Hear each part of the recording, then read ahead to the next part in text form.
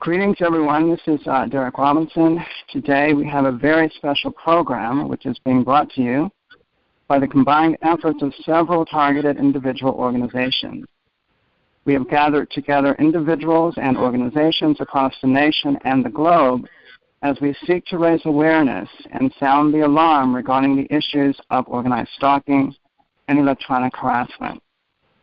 Our special guests today are NSA Whistleblowers, William Binney and Kirk Wiebe, who along with Cait and Karla Smith are launching a worldwide targeted individual survey designed to produce a detailed statistical analysis of our targeting and our community. And at this time, Ella Felder will introduce our guests. We are more than honored to have American heroes with us for this momentous occasion. William Binney and Kirk Wiebe are here as advisors and analysts for the Global Targeted Individual Survey, created by both Karla Smith and Cait alongside Mr. Binney and Mr. Wiebe. Here's a little history on the two men that are joining us today. Mr. Binney and Mr. Wiebe worked at the NSA for over 30 years. William Binney is the former NSA crypto mathematician, and Kirk Wiebe is former NSA senior analyst. Both worked in signals intelligence, specifically SARC, Signals Intelligence Automation Research Center. Mr. Wiebe is Senior Analyst and recipient of the Meritorious Civilian Service Award, and Mr. Binney is Technical Director of the World Geopolitical and Military Analysis Reporting Group. Mr. Binney developed a revolutionary information processing system called ThinThread that arguably could have detected and prevented the 9/11 terrorist attacks, but NSA ignored the program in favor of Trailblazer, a program that not only ended in failure but cost taxpayers billions of dollars. Not to mention the fact that ThinThread had an anonymizing feature to ensure Fourth Amendment protections for the communications of U.S. citizens. Concerned over national security, Binney and Wiebe blew the whistle on the mismanagement over Trailblazer, using internal channels to share their concerns with Congress and the Defense Inspector General. Despite their efforts, no one was held accountable at NSA for one of the worst intelligence failures in history. Little did they know at the time, Binney and Wiebe would face harsh retaliation. In the end of the long ordeal, no charges were ever filed against them, and in early 2010, the Department of Justice issued letters of immunity to our honorable advisors. How they came to find us. The first World Covert Harassment Conference, which Cait invited Bill to, took place in the autumn of 2014, and William Binney was a featured speaker on a different topic. This is where he met Magnus Olson, and he discovered in further detail the program which many of us have been placed into. They are also the subject of a recently released documentary, A Good American. They appeared in Oliver Stone's acclaimed film Snowden and in the Oscar award-winning documentary based on Snowden titled 4, as well as many other documentaries.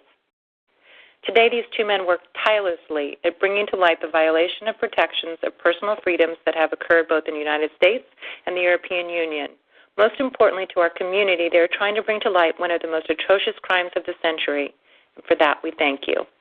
Welcome, Bill and Kirk. It's such an honor to have you back under the circumstances that have brought you here. How are you guys?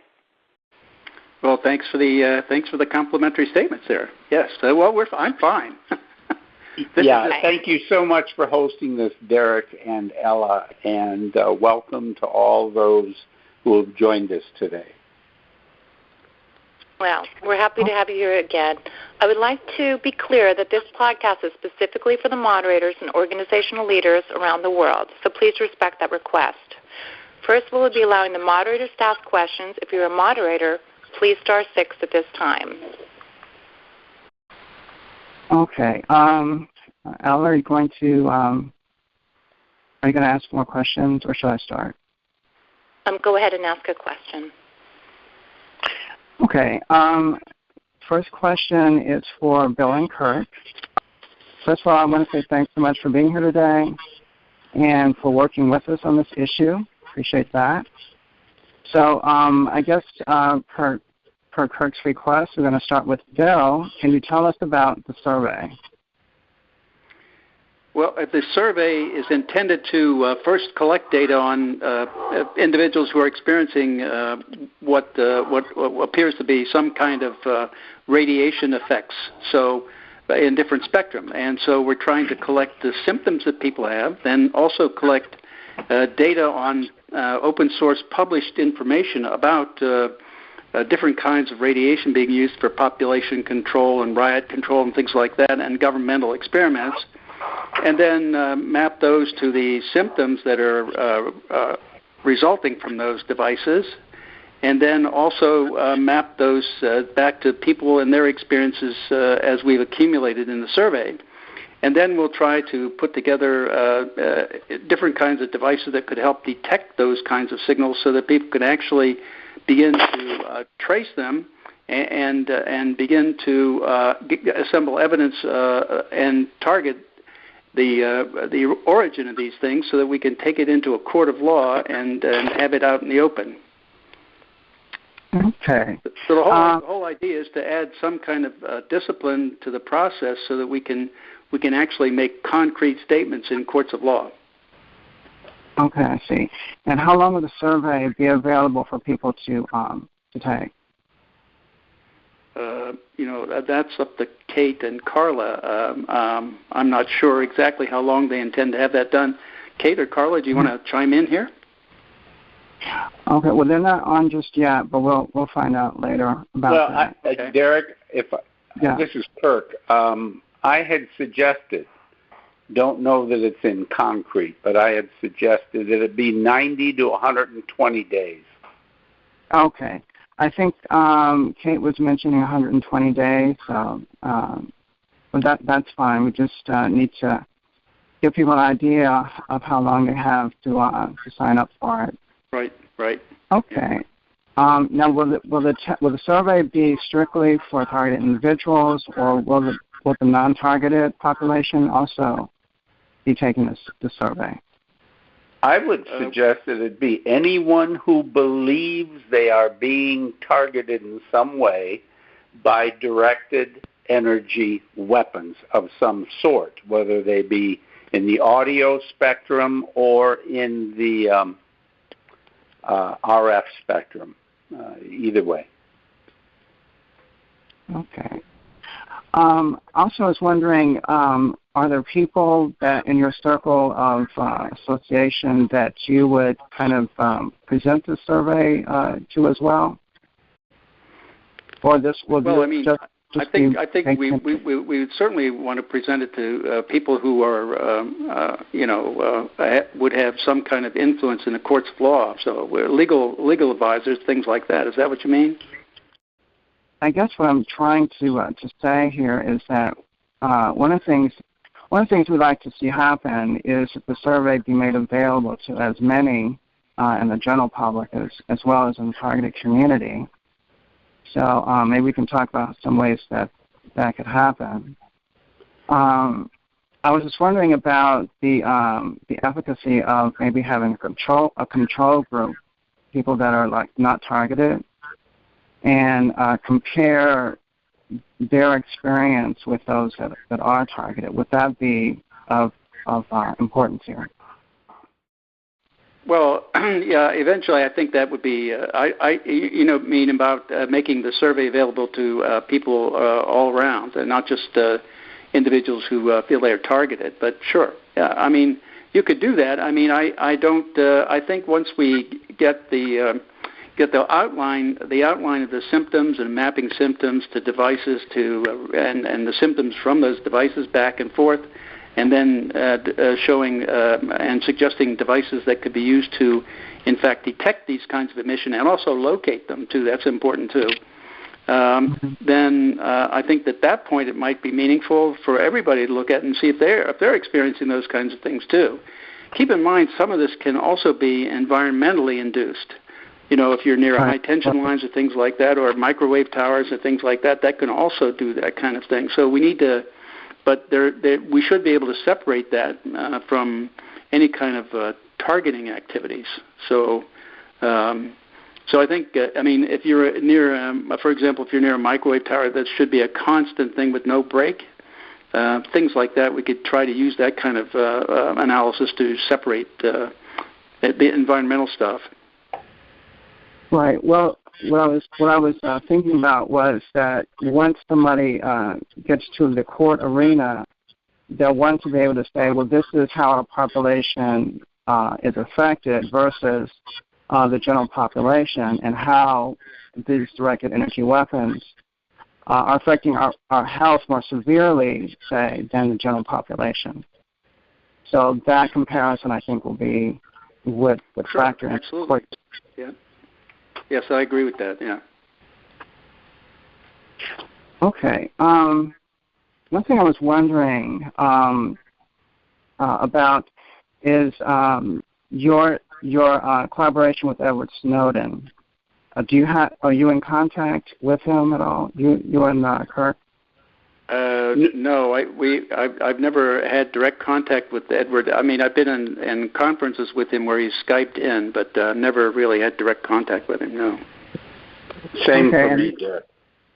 Yeah, the reason I was asking is that one of the questions in our community is that since he had access to over 1 million documents that he acquired from NSA, would our situation be reflected in some of those documents? That's kind of a question in the community, and I thought, maybe you guys would have some idea if there were some government documents that reflect this program.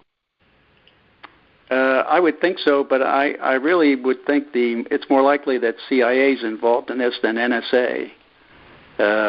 Just my guess at that, but I don't know for sure. Okay. I was just wondering, what about Glenn Greenwald or Thomas Drake? Are you guys in touch with them? With Tom, yes. We talk to Tom quite regularly. Okay. All right. Well, hopefully they will be able to interact with us at some point to kind of raise the profile of our issues, and that would be great. Well, I think it's going to be, once we have the survey put together and the following studies and related studies and mapping, then it should be easier for people to be able to realize what is potentially happening, and also be able to have a little more confidence in participating. I think that's the problem that we're experiencing now.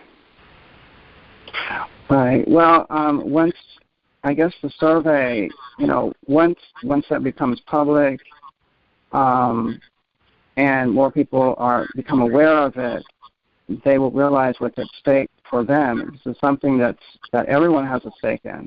All of humanity, actually. So yes, that's right.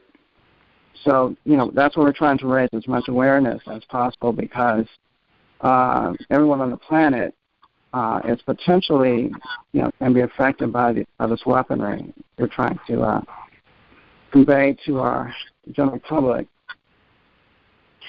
Okay, that's about all the questions that I have. Ella, if you have moderators that want to speak at this time. Sure, and I guess my question was, answered, so I don't really have any questions at this point. So what I'm going to need you to do is do the unmuting, Derek, because I'm having some inability to actually get to people. So can we unmute Paulo from the United Kingdom? Okay, I think Paulo is unmuted. Paulo, are you there?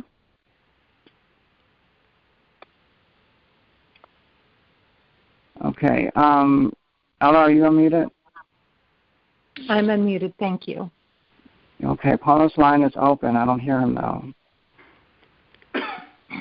How about we just mute him and go into the next person, we can come back to him. Maybe he's having an issue with his microphone.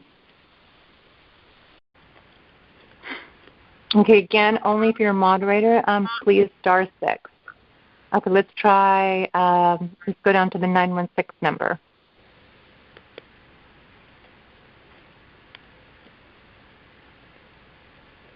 Hi, thank you very much for the survey. I kind of came in a little late, but I hope I'm not asking kind of redundant question. But would this survey would have a kind of would you be able to have an estimated number of victims, say like 0.5% of the population are the victims of organized torture? some kind, because that kind of figure is very important for legislation, because this survey of this kind will be very helpful to realize legislation against organized torture. Yeah, that's one first question. Second question is, this is kind of secondary question, but certain class of people are more susceptible to the victimization of this kind. And I suspect that, for example, the child abuse survivors might be more susceptible because of the lack of ability to protect oneself or lack of ability to detect the danger.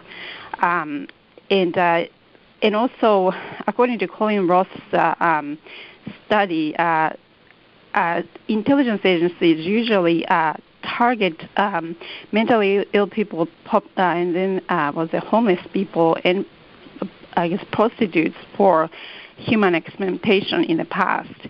So I was wondering if there are certain targeted class of people and that you might, if you could ask a question like that, that might be helpful. Yeah. So and also the third one is not related to survey, but I would be grateful if you could continue to speak to the media about this issue, because victims are not really, we do not have access to media or receive media coverage in general. So thanks. Yes. Yes to your first question. You had asked about whether or not we believe this is some form of organized torture. It is certainly organized. It may not be thought of as torture, but certainly the symptoms that many feel appear to be tortuous. So yes, that's part of the investigation. We know the government has the authority to conduct experiments, specifically under the Department of Defense. We know that other parts of the government will often, under the blanket of secrecy, take it upon themselves to experiment and not tell anyone. So we're very open-minded. Much of this is dependent not on your opinions, but on the facts that you bring to bear.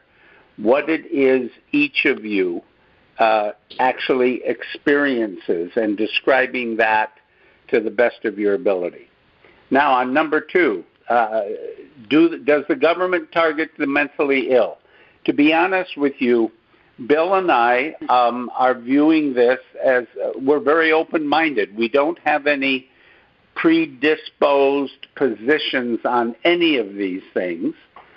We do not wish to bias the survey. So if that's what the results show, that there are people who have been diagnosed mentally ill and are being targeted, the data should tell us that. If people are filling out these surveys honestly as they can, we should detect that in the data. So we're not against that notion, and we're not pro that notion.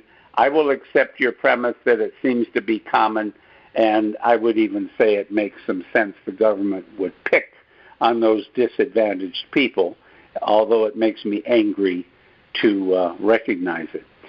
Number three, on the media, yes, our intent is to publicize the findings of the results to gain credibility amongst the media. Right now, we're hearing the media don't give this community much credibility, and we hope to make a difference, at least with some of the media that we actually know and have good credibility with. We hope to open that door even wider and show that we are bringing objectively obtained data to bear on this issue. Okay, back to you, Ella and Derek. Thank you for answering that question. Really appreciate it. So I guess at this point, why don't we open the floor to Frank? Hi, this is to William Binney, Kirk Wiebe, Cait Ryan, and Karla Smith, and ladies and gentlemen. My concern is for the media that all the names and all the data are stored on. where is this data going to be stored? On an active computer or in a vault?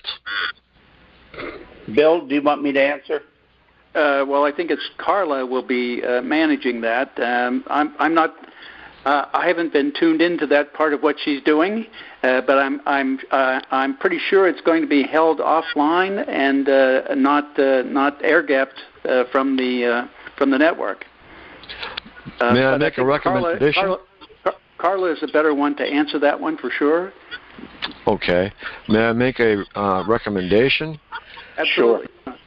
Every time, we'll say maybe once a month, a serious edit has been made. In other words, people have joined, you've correlated information, and it's all on this drive, we'll say. Why don't you do an ISO backup, which is actually a flawless picture of the drive, which I'm sure you know all about. It will take probably, 9 or 10 DVDs, and you can label those and actually go back to that area exactly in time if you should need to.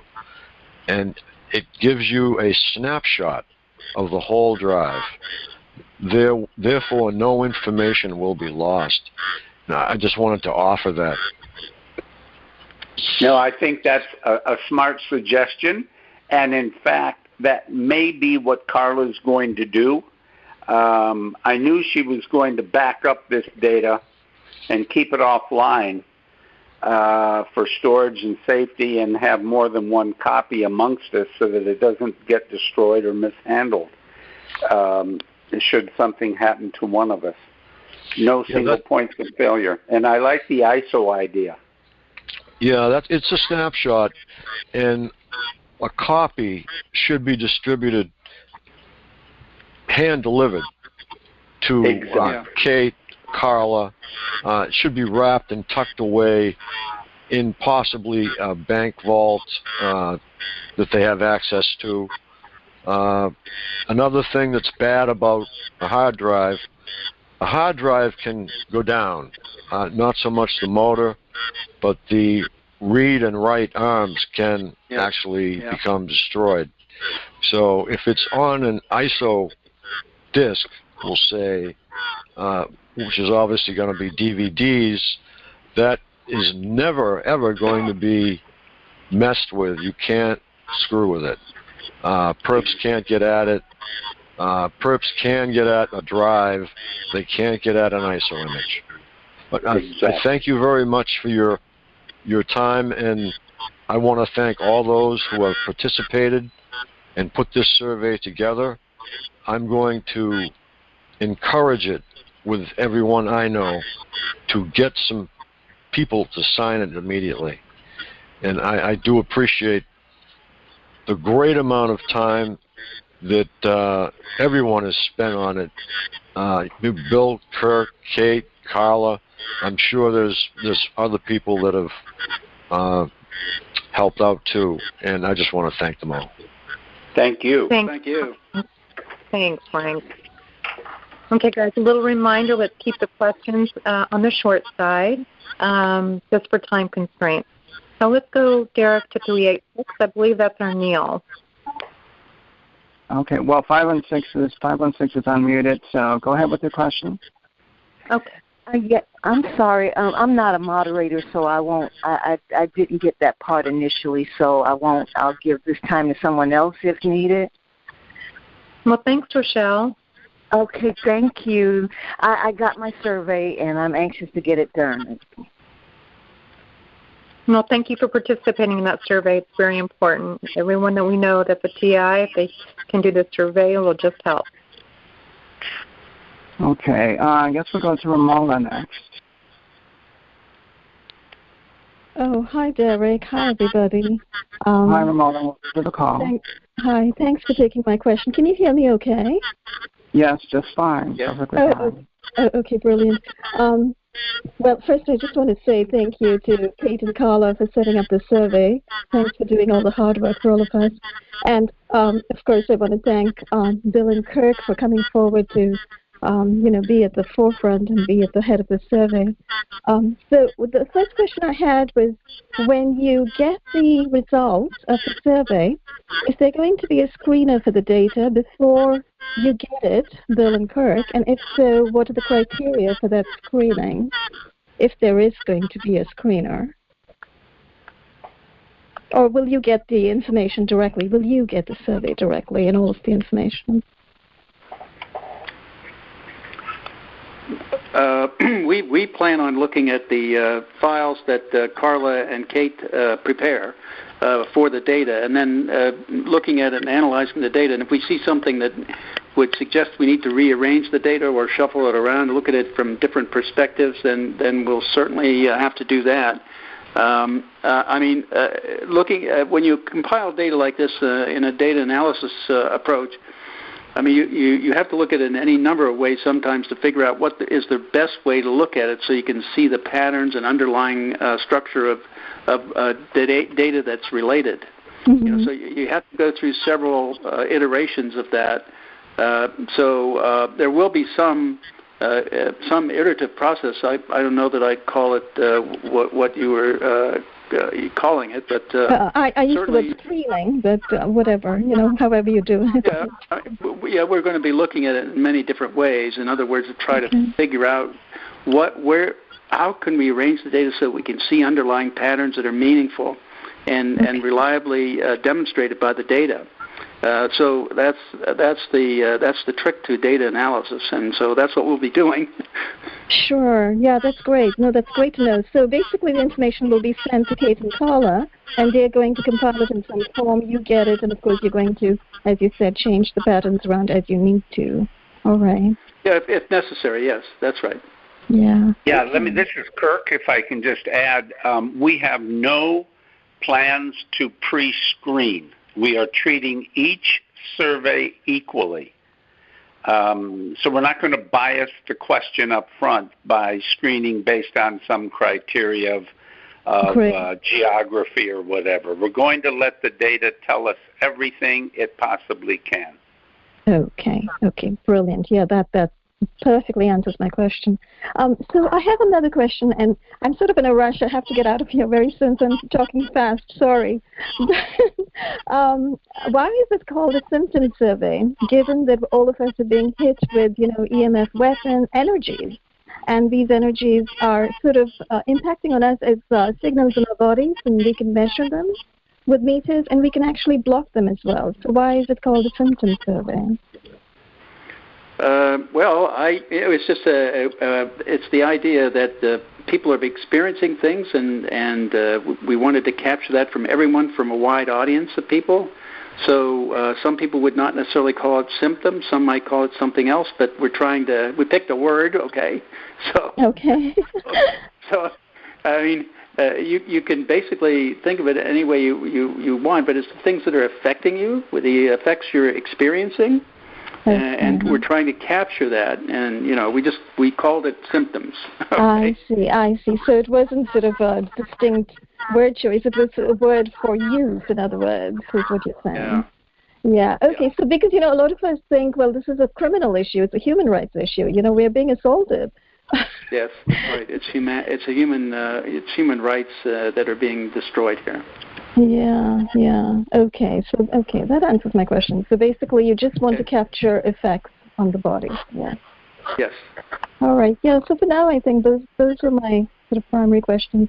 Thanks so much for answering them. All right. Thank you. Okay. Thank you, Amola. You're welcome. Okay. Ella, are there moderators that you would like to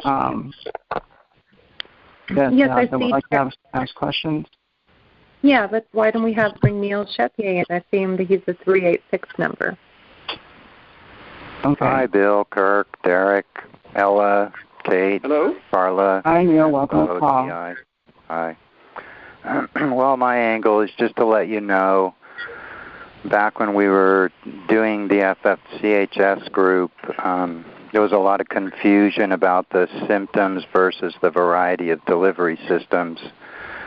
So I put together a group of R&D techs and engineers We created a document called Invasive Applications with about 35 different delivery systems that either had a potential to be used or we had information to show that they are being used. So I guess what I have to add to this is that data, and also I put together a detection equipment list of the best detection equipment for the price, and a frequency list, which is a variety of information all the way from Barry Trower. Yeah. That would be great. Barry that would Trower. Give us a really big jump start on it. Yeah. If sounds you like could please. Sounds like you've already been doing a lot of work in this area, so that's great. Yeah, please share that data. Yeah, I do. I mean, I run a Sunday night call for Citizens Against Harmful Technology, and after FFCHS split up, Derek started PAX and we started Cait. So we just continued on, and I would love to see the work in the 400 hours of R&D calls go into something valuable. And as far as proof of information, being able to use core net meters from $100 and something to $230. You can measure milligauss, microtesla, decibels. You get a digital readout, and you also get a graph that shows pulsing. Using that meter, things like one day I was in the bathroom, unplugging a bathroom sink on the opposite end of the house, and looked up in the mirror and noticed the right side of my face was cherry red. So I grabbed the core net meter, started walking around, didn't find anything coming off the microwave pulse water meter down in the, where the meter is in the ground. So I went over to the smart meter and got a measurement at one specific spot on it of 235 milligauss, which is 75 times above legal limit. And apparently there is information about the whole smart grid network, which you will find a lot of that information on our website, which is citizensAHT.org. On that and medical body area network implants being interfaced with smartphones. But definitely the smart meters, the cell towers, the hookup with remote neural monitoring through the cell towers.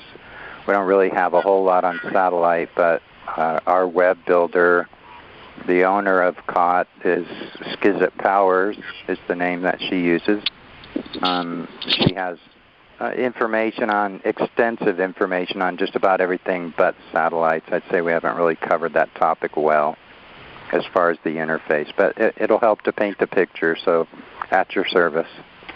Wonderful. Can you please make sure Karla and Cait have your contact information so we can obtain what you guys have already learned? Yeah, no, you're welcome to take my email. Is electricrose, like the flower, 22 at Yahoo. Electricrose 22 at Yahoo. Yeah, got it. Thank you, sir.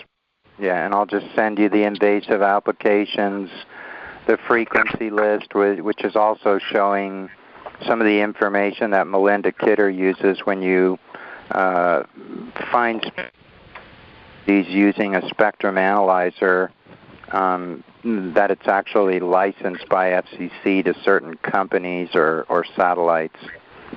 So it gives you some cross-referencing information. And then I put together an info pack on the invasive applications document that's not completed, but the idea was to research each of the harmful systems that are being used and then write a summary on each one. So you'll be able to use some of that info too. Great. And what's your name again? I'm Neil Chevrier. You're going to have to help me with your last name spelling. Sure. It's Neal, and the last name is like Chevrolet, CHEV as in Victor, RIER. Chevrier. Mm-hmm. Got it. Thank you, Neil. All right, you're welcome. Good luck with everything. Thanks for helping us.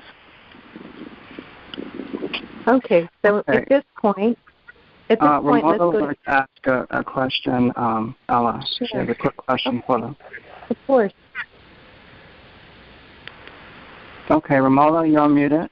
Yes, yeah, I'm here. Can you hear me? Mm-hmm. Yeah. Yes, sorry. Thank you. So one last question before I go. It just struck me. Are Bill and Kirk still taking information and documentation from people? Are you still looking for military documentation that you'd like us to send your way? Oh, sure. Yes. Oh, sure. Anything that shows factual research into potential sources of radiation are welcome. That's information, and that's valuable for us. Okay, brilliant. I needed to ask that because this is the sort of stuff that I collect all the time as I work on my articles, and I constantly compile info on my website, but I'd be happy to send you links. I'd be happy to send you PDFs, as I work as well. Outstanding. Yeah, brilliant. Thank you. I'll do that. All right, thank you. Thanks. Okay. Thanks, Ramona. Okay, Ella, did you have someone else in mind? I believe on page 11 of the list of people, Flawek from Poland is here, and I think he'd be wonderful to bring on. So if you are leaders of an organization, yes, he's on page 11, if you can unmute him because he's calling in from a computer. Okay. Because of the Polish movement, I think it's really important to have his organization be able to ask a question. And then we can go back to Q&A list. Actually, I think I can do it myself. You'll just have to unmute them. Here we go. I'll do it. Hello. Hello, Ella. Hello. It's good to hear you. Yes, it's a great conference. I'm happy to participate in it. If I can ask a question, there is one we wondering. Does this survey and this report of William and Kirk will have some information about situation in European countries? Does it have some info how this technology, strategy, politics involve European countries? I believe we are getting inputs from different people in Europe. Is that what you mean? Yes. Do you consider many other countries than U.S. only, but European countries? Oh, yes. Absolutely, we do. Yes. Great. That's what we're waiting for. Because we will have to use your survey. Yeah, I think we already have inputs from a number of countries in Europe already. Karla and Cait would know the statistics on that, though. Okay. We'll be waiting for this survey very much. Thank you very much. All right, thank you. Okay, it looks like Eduardo has returned. Yeah. And I guess we can let him finish his question. Eduardo, are you there? Yeah, sorry, I talk a lot, and it's a byproduct of the targeting. I'm just going to keep it simple. It's I was asking you if you have investigated the confusion tactics that are used in electronic harassment to make TIs mainly believe that they are under organized stalking as opposed to just strictly electronic harassment. Well, if that makes sense. Yeah, this is Kirk. Our survey is constructed so as to obtain evidence or at least symptoms pointing to exactly that kind of technique. If people are writing their words carefully to make sure that they express what they're sensing. I have a sense that people who feel confusion will recognize it, maybe wonder why they're so confused, and be able to express that in the survey. So my point is the survey is not biased in any way to exclude any possibility. The way we've constructed it is not to force people to choose multiple choice, which restricts responses, but to actually use free expression where people can, in text entry boxes, where people can describe precisely what it is they have symptoms of. Right. So we are looking for that, yes. Okay, thanks, Eduardo. Okay, so I know that 802 has been holding for a while, so let's unmute her. Okay. Him. Oh, hi, Ella. This is Karla. So I'm sorry, I don't even remember what the questions were. I was just going to answer questions if there were some. I think they've probably been answered by now, though. Okay. Thank you, Karla. Okay, so let's go to 916. Hi, this is Toma again. Thank you. I think my first question wasn't really clear, so just to clarify, when I talk to the legislature, say California legislature, I have talked to the legislative staffers usually ask this question. This is the first question they ask. So how many victims are there? So I was wondering if the survey will be able to have an estimated number of victims, meaning will you be able to figure out that number? Say statewide, either each state or at least nationwide. That would be very useful for to realize legislation against this kind of targeting. Oh yes, this is Kirk. Yeah. Yeah, I think we will produce all those kinds of statistics. We're going to protect privacy, but as far as bulk statistics on who responded by geographical area, maybe by state, by country, how many, within those, how many experienced this kind of symptom or that kind of symptom. We will break that down statistically every way we can that makes sense. So, yes, those numbers will certainly be available. Well, thank you, Toma, for your question.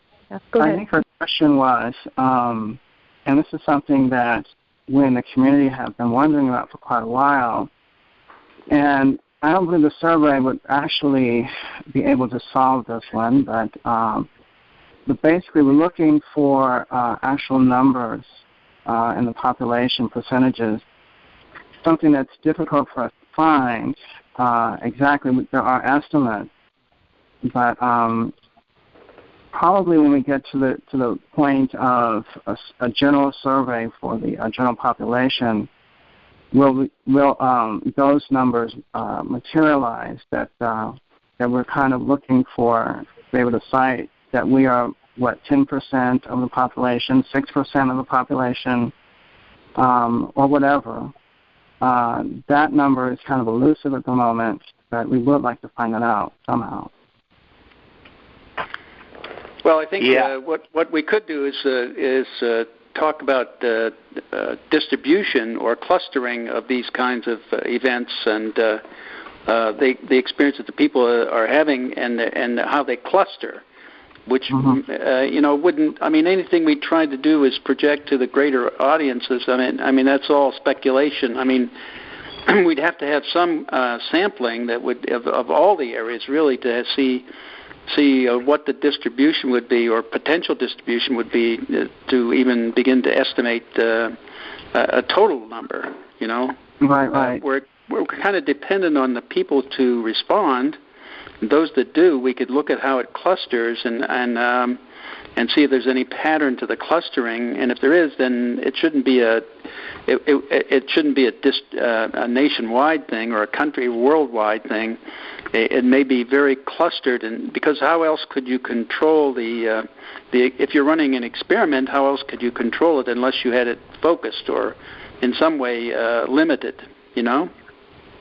Well, the surveys that we have, surveys we've done so far have produced some numbers that show clustering, for instance, in Southern California. Yeah. And in the major states like Texas and New York and Florida, there are clusters there, major populations of TIs. Most of them seem to be clustered in greatest numbers in Southern California, which is actually corresponds to the largest number of military-industrial complex-related industries in the U.S. in Los Angeles County. So there's a cluster right there of those types of industries, which kind of corresponds to the greatest number of TIs. So I find that very interesting. Yeah, well, we need to see that kind of pattern showing up across the country or in other countries too. So if we do, then that's certainly a tie we could make there. Mm-hmm. Okay, well, thank you. Okay, more questions? Let's go to 951. And let's just ask one question each, guys. One question each is all we have time for. Okay, we just did him, so how about 207? Let's do 207. Hello, can you hear me? Yes, we can. We can. All right. You know, I just wanted to say this. As opposed to people being targeted in clusters in big cities and in big states, I have lived in rural Maine where the population has been less than 5,000, and the targeting was relentless and brutal and every day, 24/7, 365, as they say. So I just wanted to put that in, that it may be true that it's in large cities and big states and so forth, but it's also unbelievable in small rural towns also. So that's all I wanted to say. Mr. Binney, Mr. Wiebe, thank you so much for helping us. I appreciate it immensely, and thank you. Thank you. Thank you. Thank you. Thank you.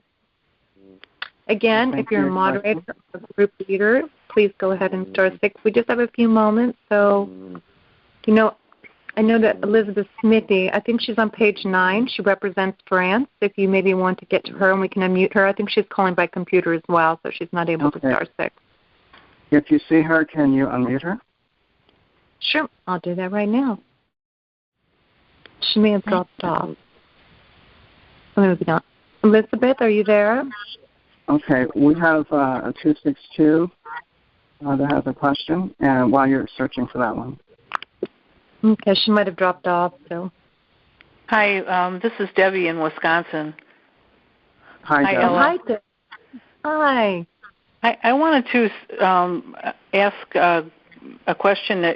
Do the gentleman and do Karla and Cait realize that that law enforcement is giving research waivers from the FCC to do research on radar devices which see through walls, and also they have, through the 1033 program, they have military weapons. So law enforcement is everywhere, and if they're receiving research waivers to do research on these devices, that's another, they're everywhere. So, and the woman before I spoke said she's in a rural area. Well, there's sheriff's departments in your area.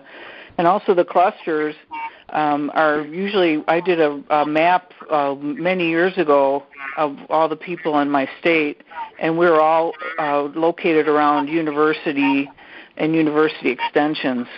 So that's something that I did a while ago. I wanted to know if they gave that any thought. No, but that's the kind of clustering we try to understand as to where it's happening and what the implications might be. But the other thing is, if they're handing out all these research grants, then those research grants have to be compiled somewhere and available for public viewing. So we ought to be able to see some information from Freedom of Information, for example. I did get that from Freedom of Information, and through research on the internet, we did find letters written to the DOJ from the FCC giving them waivers to do research. Yeah, but they also ought to have the distribution of money to the different individuals doing the research and where they are. That I did not find. They should have that. That's got to be a record. You can't just hand out money like that without having a trace on where the money went and who got it and how they spent it. Right. So we ought to be able to try to do that. Thank you very much, and thank you so much for what you're doing for us. I appreciate it. All right, thank you. And I believe Cait's trying to convey to me that the Department of Justice is refusing to sign onto the common rule for the first time. So she just wanted me to add that in there. Okay, so we'll go on to the next question. Let's go to 253. And quickly, Roseanne Schneider. Roseanne Schneider, if you're on the call, if you can star 6, we'll bring you in. Yes, hi, this is James Lico. Hi, Bill and Kurt.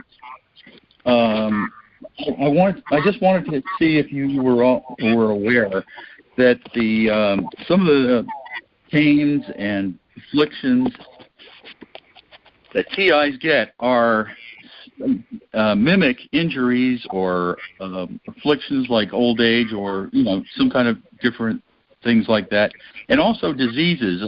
Some diseases are fibromyalgia, and recently I've gotten MS, multiple sclerosis symptoms. They're where I was unable to walk. It seems to me that they shorted out my spinal cord down at the base of my spine. I had a red circle about 2 inches in diameter, and they can make it so that I was hunching over. My stomach muscles and leg muscles were getting very tired, as if I had walked, maybe, 10 miles or maybe 20 miles. And I was put on the ground a couple of times, many times actually, over the space of a couple of days. It seemed like my leg muscles just gave out, and I had to sit down on the ground to supposedly rest, but they would turn off the power. So this mimicked multiple sclerosis, I guess. And the things that what I'm seeing is that a doctor would probably mistake these for real symptoms, because what else are they going to do? And they would, give a diagnosis of, whatever it was, fibromyalgia or anything. So I just, and the key thing I want to point out here is that TIs, they want TIs to know what's going on. They want TIs to know they're being tortured. So we know when these people come in and do this to us, we know they're doing it with electromagnetic energy. However, they do it. We can tell that also that they do it as though they are. Do you have a question about the survey? My question was, do you know that this is going on? And when I get to the end, that'll be the question. So what they do is try to mimic these diseases, and you can tell they're doing it, and they want TIs to know that they're being tortured, but TIs can tell what is happening and, that it's kind of mimicking something else. They're always hurting my hands, for instance. And so what's going on here is that people that are not TIs are having these injuries induced. This is my theory. And they don't know what's going on, and they're not expert at telling whether they're being hit with electromagnetic energy. So I'm thinking there's many, many, many of these. And do you know of these? Do you know, have you heard of this? I personally have not heard of that, no. Okay. No, I have not heard of it either, but I would tell you that Bill and I and those of us assisting in studying the data that comes in from the survey have no closed minds. We are open to any possibility. we are generally aware that symptoms that people feel may be in people's minds written off as, well, I just have MS or I have this or that, but may actually have been induced by some outside source, some energy interfering with the nervous system or whatever it may be. We're generally, what I'm trying to say is we're very open-minded to consider all of those capabilities, and it may well be that there are some symptoms that we are unable to explain, and mark them down as requires further study, or maybe a secondary survey that looks to those particular kinds of symptoms to see if we can zero in, focus in, and gain understanding. That's all I can say about that right now. All right. Well, yeah, that was my point, that you should be looking at the general public who are not TIs and don't know anything about it. They're being, my theory is that they're being induced with things that will, anything from minor disabilities to major disabilities. And so that was all I wanted to say. And may I give you my website? Sure. Why don't you to Cait? Okay, go ahead. Look, JamesLico.com, JamesLico.com. And that's all. I'll just stand by and listen. Thank you, James. Thanks. Thank you. Yeah. If you can go to 707, that's Roseanne Schneider. She's a lead activist in the community. Thank you. Can you hear me? Yes. Yes. Oh, hello, Kirk and Bill and Derek and Ella and all the rest of you working on this. Thank you so much for doing this. I think your approach is excellent. I am concerned about sabotage, and because everything we've tried to do as a group has been sabotaged. And I want to urge you all to keep a running log of difficulties which you encounter with data, with transmission of data, with computers malfunctioning, strange surveys that you get that don't fit the profile that you're seeing.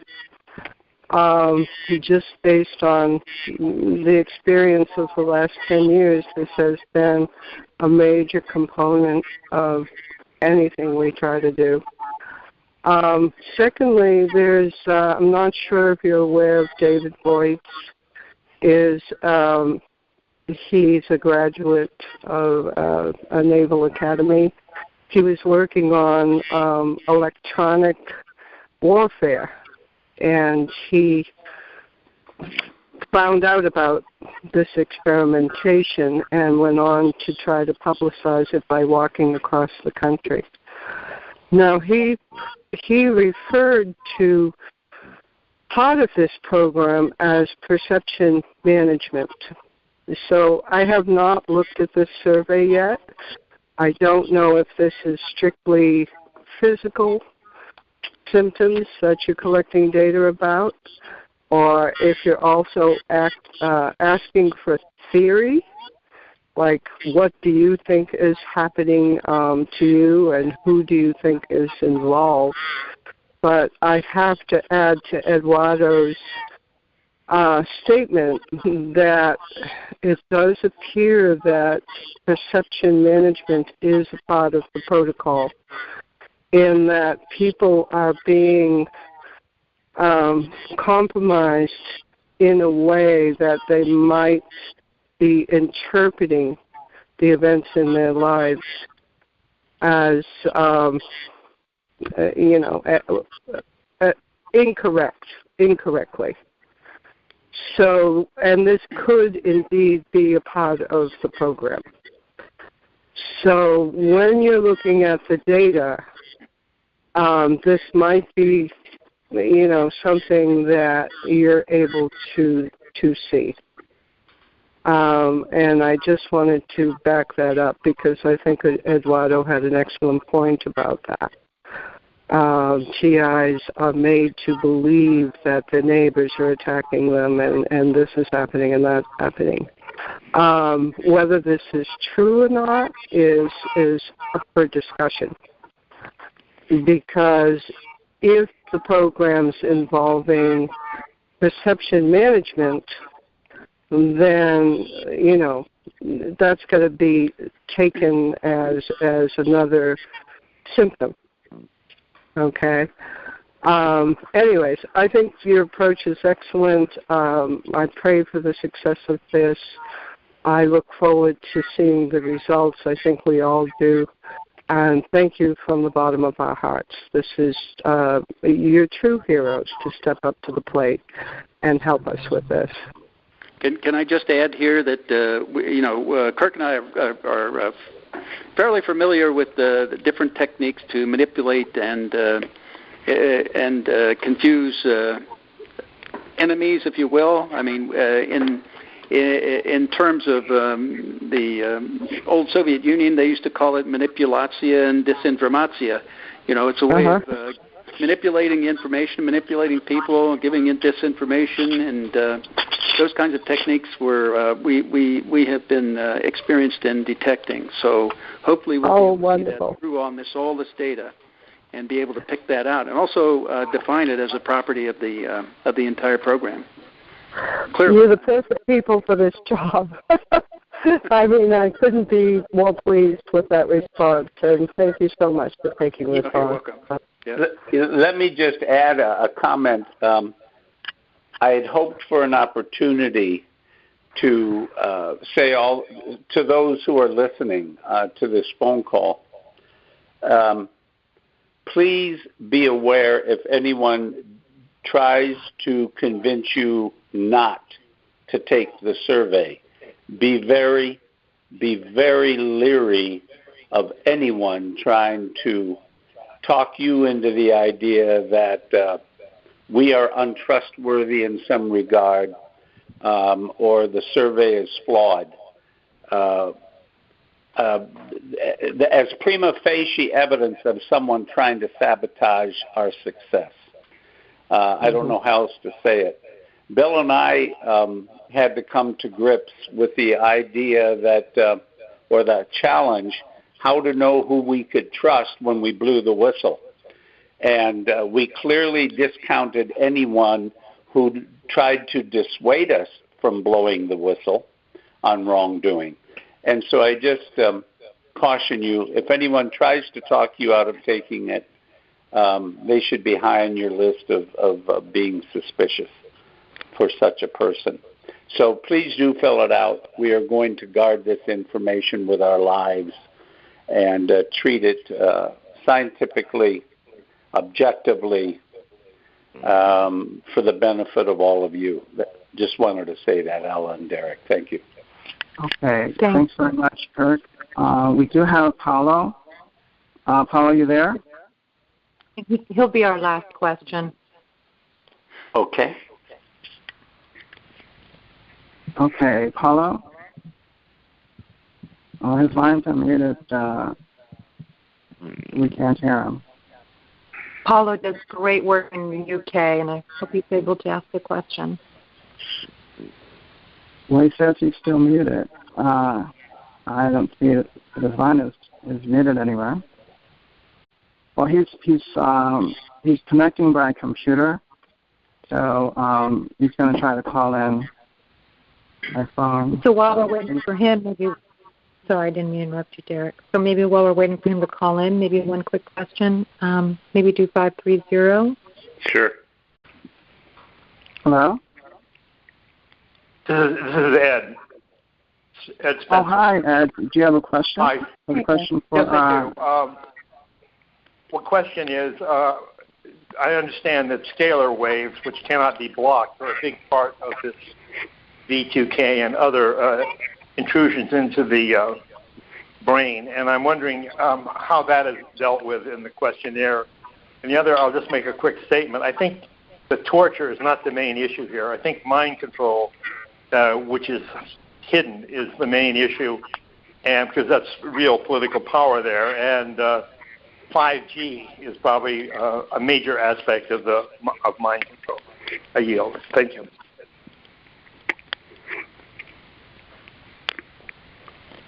Thank you. Thank you, Dr. Spencer. Has Paula made it back yet? I don't know. I'm asking him to let us know when he's here. Okay. In the meantime, we could unmute someone else.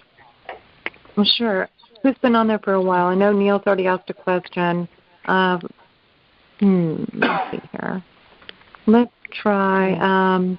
Lifestone's no longer there. Let's try 530 at the bottom. And again, if you're a participant who's not a moderator or a leader, if you can just ask to be put back on mute, and we'll get to you after they leave. Okay. We have someone unmuted. Do you have a question, Jen?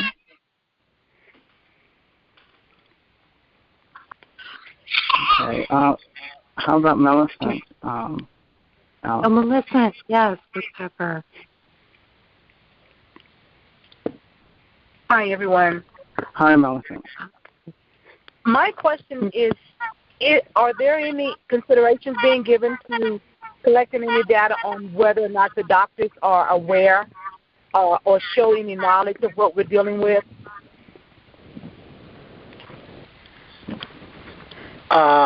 Let me take a try at that one. This is Kirk speaking. Hi, Kirk. Hi.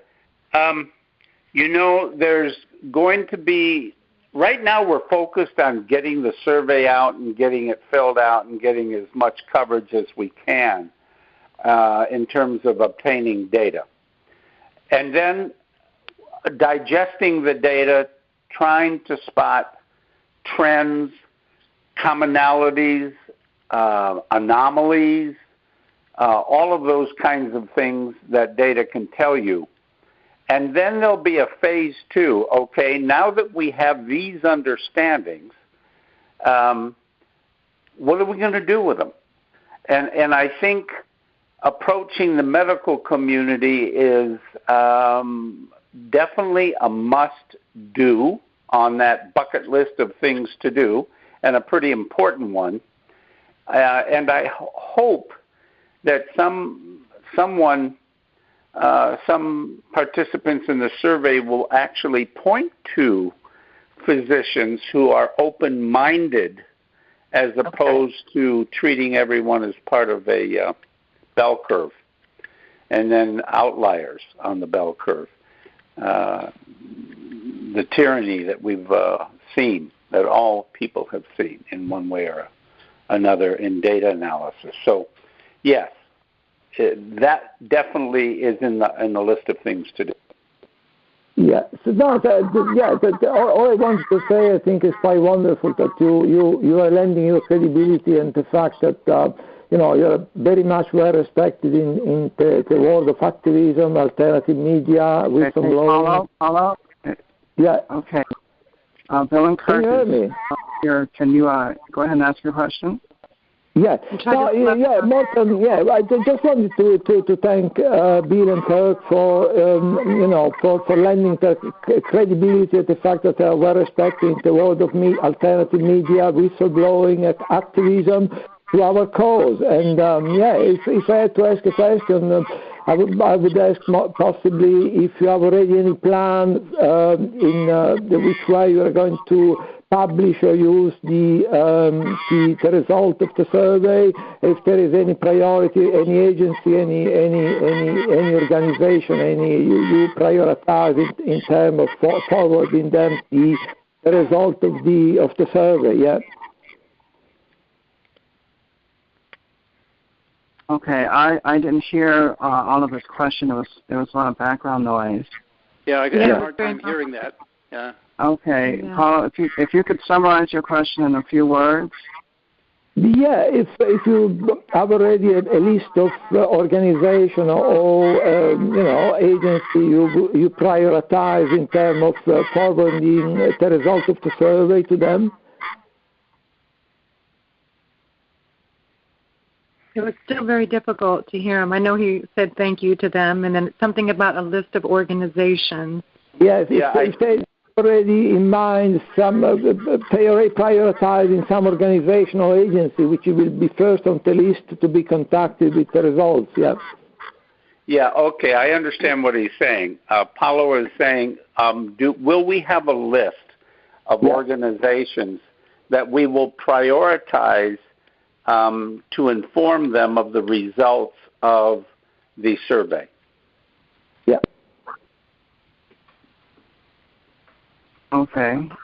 Well, I would think that we would certainly, if we had very clear results. I mean, I'm sure we're going to have lists of people that we want to notify, and say that we have this, and a lot of it would be in the legal community. In my mind, that's where we should go. We should get it into courts of law.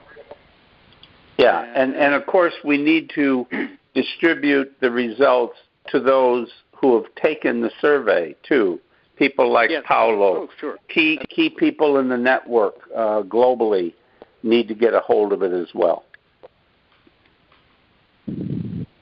Okay, did you hear them, Paulo? Yeah, clearly, yeah. It was quite, the line was quite better now. Clearly, yeah, I heard quite clearly, yeah. Yeah. Oh, good. Okay, thanks for your question. Okay, so that'll be the last question since they are now going 30 minutes over the time they've allotted for us. So I guess I have a final question. I did come up with one during the duration of the call. Will you be posting the results in a general way at any point online, possibly, or on a website? I believe that we should do that, yes. Okay, great. Yeah. And I also understand that your overall objective is, which is stated in the video that you made with Cait and Karla, is, number one, to go to the press, number two, to approach the medical community, and number three, eventually to go to the political arena. Is that correct? Yes. Well, correct. Yeah. My point is sue the bastards in a court of law. Yes. Yeah, for what they're doing. Yes, I agree. I mean, that's what should have happened with CIA. In the 50s and 60s, with all the experiments they were doing then on people who didn't even know that they were being experimented on. So I mean, these people belong in jail. They don't belong in government. Right. Yeah. And do you also believe that there are some criminal elements that are just considered rogue groups that are also doing this to individuals? Within the government, you mean? Outside of the government. I think industry certainly has the potential of being a participant in this, yeah. Yeah. Okay, it's hard guys, go ahead. It's hard to distinguish where the criminals are. It seems like criminality cuts across even government these days. Yes, definitely government. We're understanding that. It's certainly the greatest criminal organization in the country, yeah. Well, in conclusion, we just want to thank you guys so much. And sorry we weren't able to get to everybody. A lot of people queued in towards the end here. And again, we can also email you if you have any questions, people, about this. One of the best ways you can get your questions answered is if you really watch the video that Cait, Ryan, and Karla, and Bill, and Kirk have made. It's a wonderful, very descriptive video on the directions on how to take this global TI survey. And you can email me at tiangel2016@gmail, and I'll forward you the video, this instructional video, as well as you can also more than likely email globaltisurvey@gmail.com, and if they have enough time, they'll be able to respond as well. So we will open up the call once they're no longer on the call. So at that point, I guess we're just going to say thank you to you guys, and we appreciate you so much, and thank you for continuing to do this heroic work and protecting, humanity as a whole. We really appreciate it. Well, thank you, guys. Thank you. Bye-bye. Thank you, guys. Bye-bye. Bye-bye. I guess what I'm trying to say here is that one of the things we'd like to see happen is that the survey be made available to as many in the general public as well as in the targeted community. So maybe we can talk about some ways that could happen. I was just wondering about the efficacy of maybe having a control group, people that are like not targeted, and compare their experience with those that are targeted. Would that be of importance here? Well, yeah. Eventually, I think that would be. Mean about making the survey available to people all around, and not just individuals who feel they are targeted. But sure, yeah. I mean, you could do that. I mean, I don't. I think once we get the outline of the symptoms and mapping symptoms to devices and the symptoms from those devices back and forth, and then showing and suggesting devices that could be used to, in fact, detect these kinds of emission and also locate them too. That's important too. Then I think at that point it might be meaningful for everybody to look at and see if they're experiencing those kinds of things too. Keep in mind, some of this can also be environmentally induced. If you're near high tension lines or things like that, or microwave towers or things like that, that can also do that kind of thing. So we need to. But we should be able to separate that from any kind of targeting activities. So I think, if you're near, for example, if you're near a microwave tower, that should be a constant thing with no break. Things like that, we could try to use that kind of analysis to separate. Greetings, everyone. This is Derek Robinson. Today we have a very special program which is being brought to you by the combined efforts of several targeted individual organizations. We have gathered together individuals and organizations across the nation and the globe as we seek to raise awareness and sound the alarm regarding the issues of organized stalking and electronic harassment. Our special guests today are NSA Whistleblowers, William Binney and J. Kirk Wiebe, who, along with Cait Ryan and Karla Smith, are launching a worldwide targeted individual survey designed to produce a detailed statistical analysis of our targeting in our community. And at this time, Ella Felder will introduce our guests.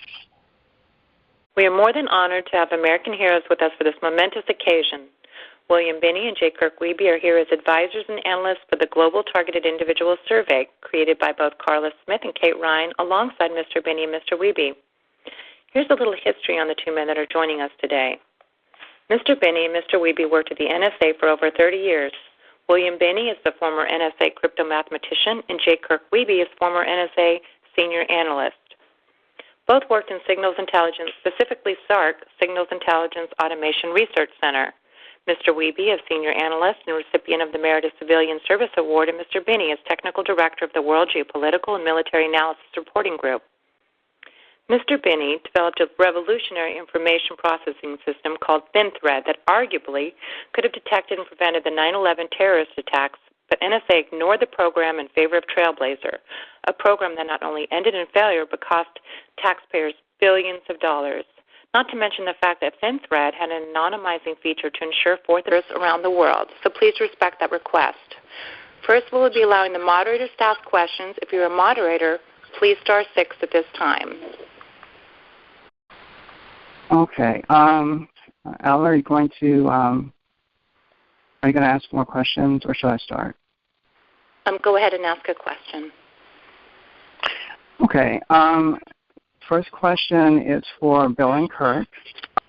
First of all, I want to say thanks so much for being here today and for working with us on this issue. Appreciate that.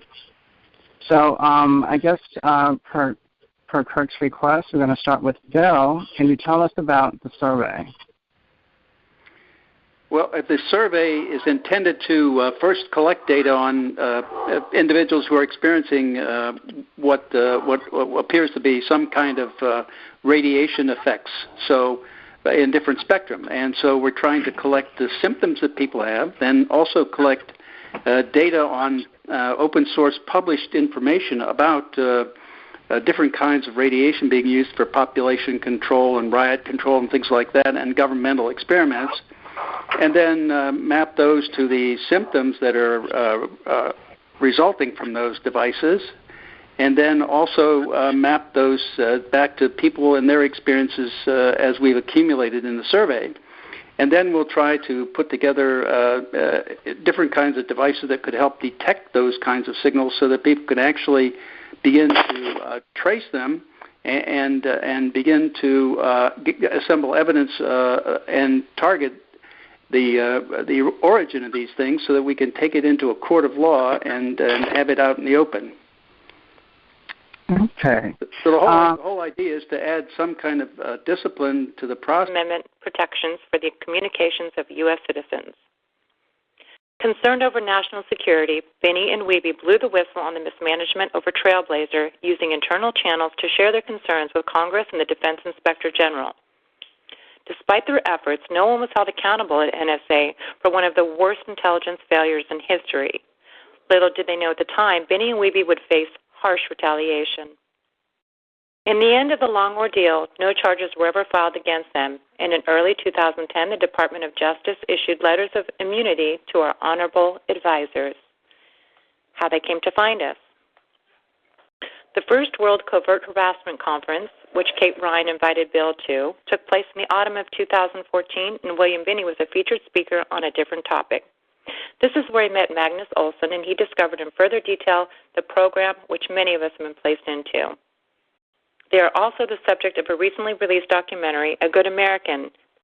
They appeared in Oliver Stone's acclaimed film Snowden and in the Oscar award-winning documentary based on Snowden titled 4, as well as many other documentaries. Today, these two men work tirelessly at bringing to light the violation of protections of personal freedoms that have occurred both in the United States and the European Union. Most importantly to our community, they are trying to bring to light one of the most atrocious crimes of the century. And for that, we thank you. Welcome, Bill and Kirk. It's such an honor to have you back under the circumstances that have brought you here. How are you guys? Well, thanks for the complimentary statements there. Yes. I'm fine. Thank you so much for hosting this, Derek and Ella, and welcome to all those who have joined us today. Well, we're happy to have you here again. I would like to be clear that this podcast is specifically for the moderators and organizational leaders, so that we can actually make concrete statements in courts of law. Okay, I see. And how long will the survey be available for people to take? That's up to Cait and Karla. I'm not sure exactly how long they intend to have that done. Cait or Karla, do you want to chime in here? Okay, well, they're not on just yet, but we'll find out later about that. Derek, this is Kirk. I had suggested, don't know that it's in concrete, but I had suggested that it be 90 to 120 days. Okay. I think Cait was mentioning 120 days, so but that's fine. We just need to give people an idea of how long they have to sign up for it. Right. Okay. Now, will the survey be strictly for targeted individuals, or will the non-targeted population also be taking the survey? I would suggest that it be anyone who believes they are being targeted in some way by directed energy weapons of some sort, whether they be in the audio spectrum or in the RF spectrum, either way. Okay. Also, I was wondering, are there people that in your circle of association that you would kind of present the survey to as well? Or this will I think we would certainly want to present it to people who are, would have some kind of influence in the courts of law. So we're legal advisors, things like that. Is that what you mean?